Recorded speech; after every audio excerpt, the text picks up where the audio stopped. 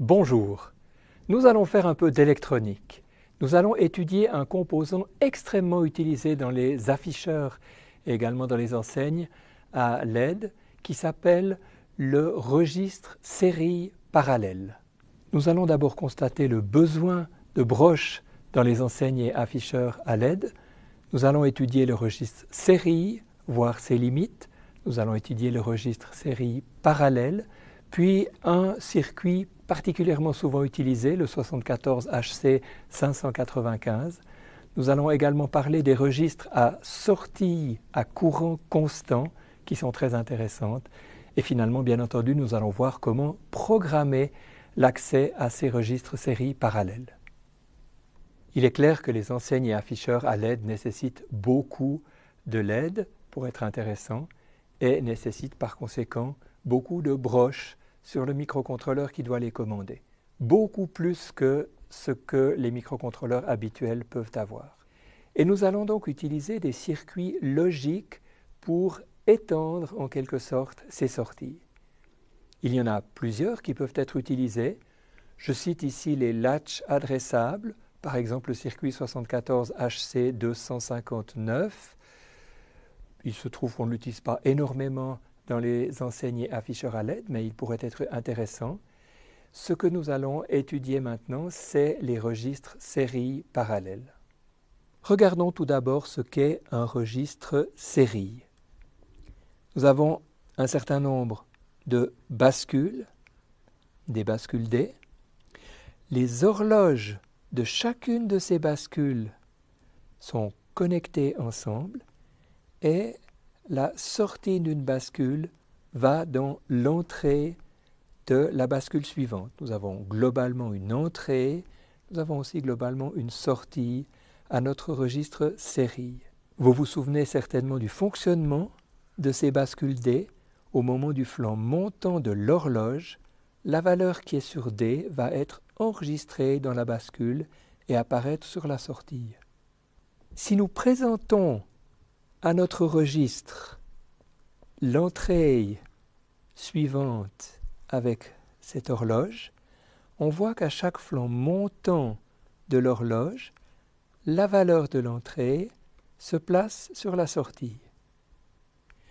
Mais au coup d'horloge suivant, cette valeur sera décalée dans la bascule suivante. Et on voit que cette première valeur qui a été mise ici va se transmettre successivement et finalement apparaître sur la sortie 0. De même, la deuxième valeur ici va être saisie dans la première bascule à ce coup d'horloge, puis être transmise aux bascules suivantes jusqu'à terminer sur cette sortie. Nous avons donc réussi à placer ces 8 valeurs sur ces 8 sorties. C'est intéressant, mais le problème, c'est qu'il y a eu des parasites. La valeur 2 ici est apparue sur la sortie 7, sur la sortie 6, sur la sortie 5, etc., jusqu'à finir à la sortie 2. Or, sur des afficheurs à LED, ça peut produire des effets lumineux catastrophiques. Donc ce schéma ne convient pas bien, nous allons devoir le compléter. Reprenons un registre série, ajoutons-lui autant de bascules, toujours avec une horloge commune, qui naturellement est différente de l'horloge du registre série. On a donc une horloge série et une horloge parallèle.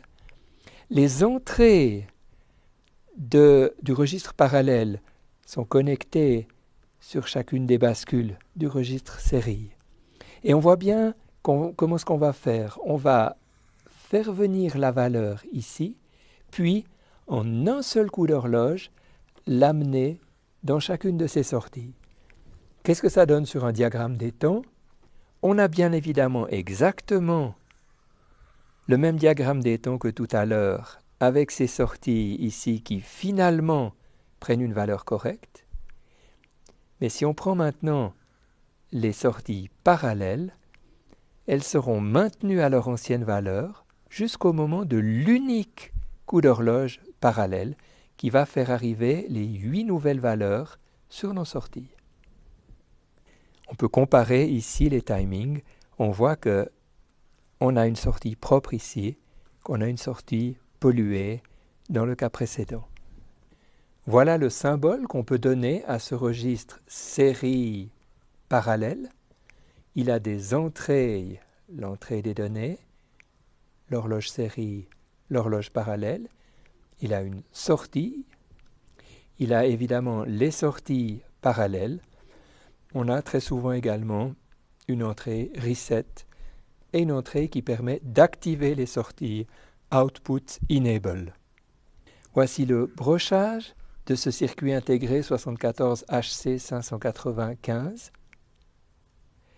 Nous avons les deux alimentations placées de manière traditionnelle comme on le faisait toujours dans les circuits des séries 74.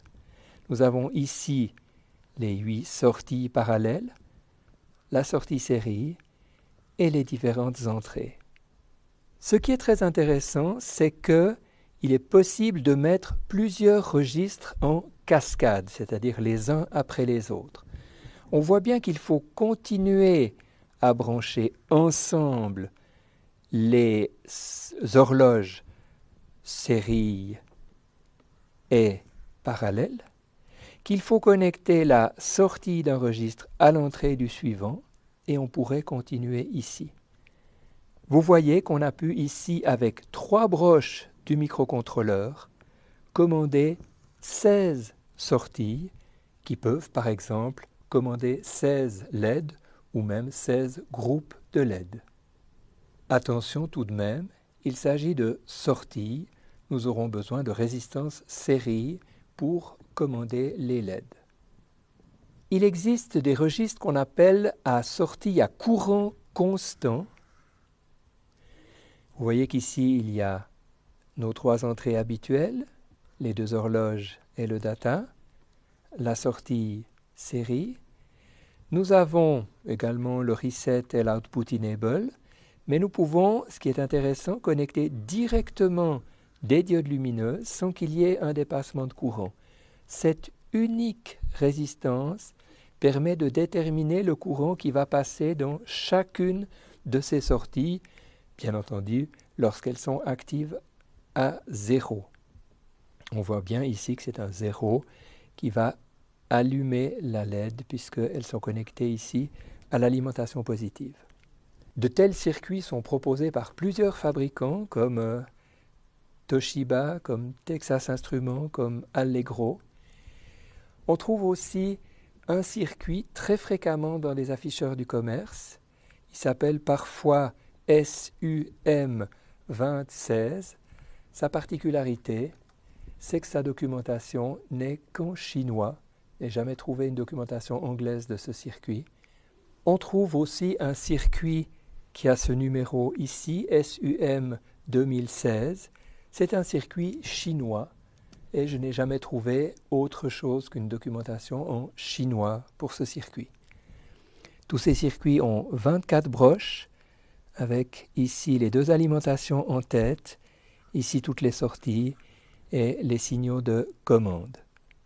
C'est extrêmement pratique d'utiliser ce circuit puisqu'il a 16 sorties et qu'il évite donc les résistances habituelles pour limiter le courant dans les LED. J'ai cité l'exemple de ce circuit chinois et c'est une question qui est plus importante qu'elle n'y paraît. Les Chinois sont extrêmement actifs dans le domaine des LED. On trouve énormément de produits très intéressants, mais on a parfois de la peine à trouver la documentation en chinois. C'est certainement de bonne guerre de leur part, mais parfois, en tant qu'ingénieur, on est un petit peu frustré de ne pas trouver de la documentation en anglais. Essayons de regarder comment nous pouvons programmer l'envoi de données sur ces registres série. Comme d'habitude, nous allons définir des macro-instructions pour la sortie on et off, l'horloge série haut et bas, l'horloge parallèle haut et bas. Et voilà une procédure très simple qui permet d'envoyer une valeur, dans ce cas-là de 8 bits.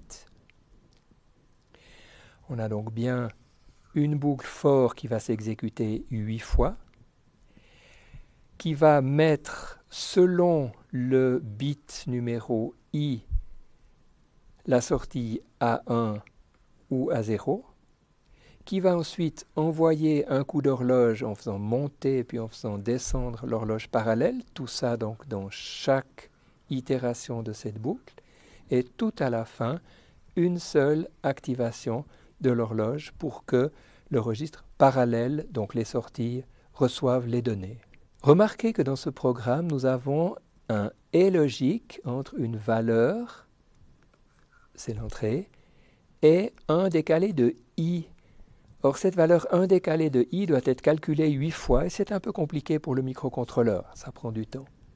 Une variante plus efficace permettra de faire le masquage toujours avec le bit 0, mais de décaler la valeur en direction de la droite à chaque itération de cette boucle for. Ce type de détail a son importance. La programmation de l'envoi des données depuis un microcontrôleur vers des afficheurs lorsqu'ils deviennent un tout petit peu grands est extrêmement critique en temps et nous verrons plus tard des techniques beaucoup plus évoluées pour gagner du temps, pour être efficaces. Nous avons vu comment résoudre ce besoin de broche en utilisant des registres série et mieux des registres série parallèles.